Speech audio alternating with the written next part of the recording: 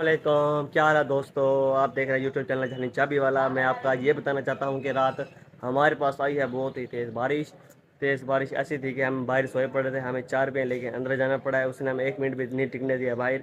और इतनी बारिश है कि उसका सीन आपके सामने है। ये देखो, ये सीन बन चुका है रोड पे हमारे। फुल भरे पड़े हैं रोड दूर दूर तक। वो देखो दूर दूर तक फुल रोड भरे पड़े हैं। कोई यानी कि आमने सामने है, यानी कि सवारी वगैरह आना का जो भी मोटरसाइकिल और गाड़ी यहाँ से गुजरती है बंद हो गुजरती है। ये देखो, ये खड़ी हुई है, ये भी बंद हो चुकी है यहाँ पे गाड़ी। और जो देखो वो सामने शॉप का पट्टा पड़ा हुआ है, और ये सामने एक लड़का बैठा है दुकान खोल के, लेकिन ग्राहक वगैरह है नहीं, बेचारा बोर हुआ बैठा है।